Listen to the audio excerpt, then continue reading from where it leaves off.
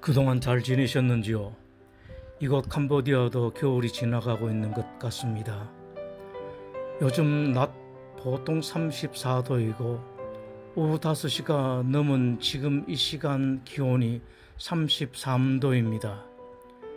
여기서 주요 사역지는 병원 두 곳입니다.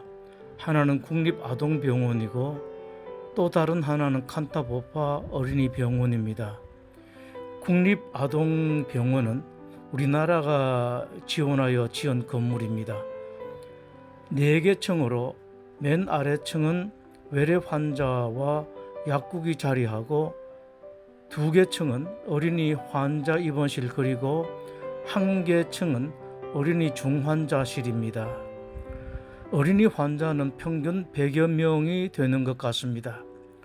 100여 명의 어린이 환자 중 만날 수 있는 어린이는 2개 층의 약 60 내지 80명의 입원 어린이 환자들과 그 보호자들입니다.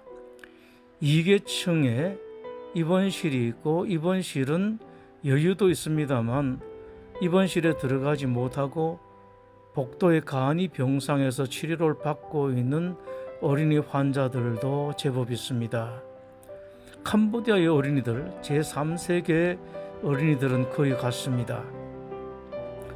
볼 때마다 밝게 인사를 합니다. 특히 뭐 조금이라도 나누면 한결같이 두 손을 모아 억군이라는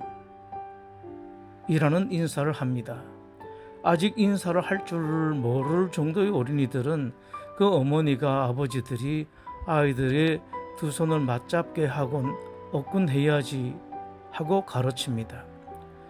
어린이들은 일반 어린이든지 환자 어린이이든지 모두가 천사입니다. 어떻게 그리 이쁜지요? 본래 아이들을 좋아하는 저는 캄보디아 거리를 다닐 때마다 곳곳에서 천사들을 만납니다. 한국이나 특히 선진국에서는 아이들에게 인사를 하는 것이 아이들 본인이나 그 부모들에게 워낙 조심스러운데 캄보디아는 정반대입니다. 모든 어린이들과 그 부모들 거의 아이들과 인사 나누는 것을 그렇게 좋아합니다. 지나가다가 손을 흔들면 아이들도 반가워하고 아이들이 부모들도 좋아하는 얼굴로 인사를 나누는 아이들과 저를 쳐다봅니다. 병원에 입원한 어린이 환자들과 그 부모들은 병원의 밖에 사람들보다 훨씬 더 반가워합니다. 아이들 머리나 이마 위에 잠시 손을 얹고 기도하거나 혹은 그냥 손을 만지거나 쓰다듬기만 해도 고통스러워하던 아이들까지도 그 얼굴이 환해집니다. 어린이 환자들에게 준비한 작은 선물은 별것 아닌데도 통증으로 힘들어하던 아이들에게 무척이나 큰 힘을 주는 것 같습니다. 한국에서 군부대 교회에서 예배드린 후 군인들에게 나누어주는 초코파이가 심지어 군대 입대하기 전에는 쳐다보지도 않았던 군인들에게까지 대환영을 받는 것과 같습니다. 우리가 준비한 선물에도 작은 전도지와 함께 초코파이는 꼭 들어갑니다. 체혈을 하는 아이들은 모두 무서워서 소리 지르거나 아파서 눈물을 줄줄 흘립니다. 그런 아이들도 선물 봉지를 보고서 눈물을 뚝 그치기도 합니다. 어린이 환자들은 환자 서로 간의 의리도 특히나 좋은 것 같습니다. 동병상련이라 할까요? 자기는 선물을 받았는데 혹시라도 옆에 환자 어린이가 못 받을까봐 저의 손을 붙들고 저 아이는 아직 못 받았어요 하며 저를 끌고 가는 아이들도 있습니다. 1계층의 중환자실에는 어린이는 접촉하지 못하고 중환자실 밖의 20명 내지 40명의 보호자들만 만납니다.